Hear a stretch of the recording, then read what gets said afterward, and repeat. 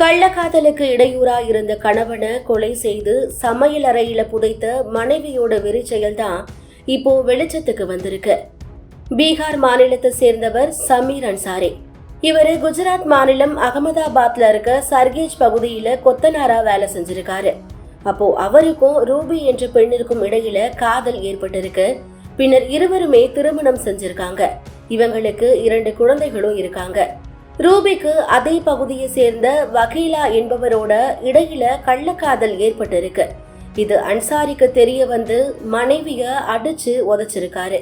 இனிமே தன்னுடைய கணவன் உயிரோட இருந்தா வதேலாவுடனான கள்ளக்காதலை தொடர முடியாதுன்னு நினைச்ச ரூபி கணவனை தீர்த்து கட்ட முடிவு செஞ்சா.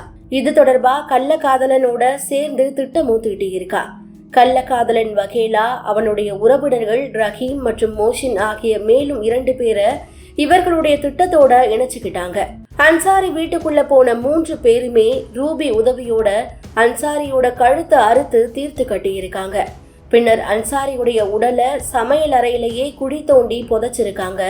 அதோட டைல் சொட்டி குழி தோண்டிய அடையாளமே தெரியாத வகையில மறைச்சிருக்காங்க. இந்த சம்பவம் நடைபெற்று சுமார் 1 வருடம் ஆகுது. ரூபி அந்த வீட்டுல பல மாதங்கள் தங்கி இருக்காங்க. பின்னர் வேற வீட்டுக்கு மாறி இருக்காங்க. வீடு பூட்டி கிடந்ததை பார்த்து அந்த பகுதியை சேர்ந்த ஒருவருக்கு சந்தேகம் ஏற்பட்டிருக்கு.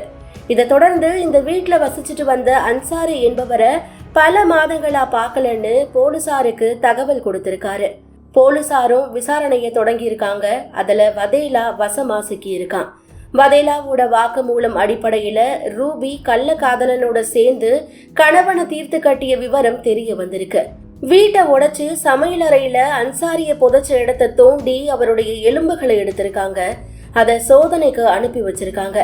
போலீசார் தங்களை நெருங்குறத தெரிஞ்சுக்கிட்ட ரூபி, ரஹீம், மோசின் இப்போ தலைமறைவாகி இருக்காங்க. போலீசார் தேடுதல் வேட்டையில ஈடுபட்டு இருக்காங்க.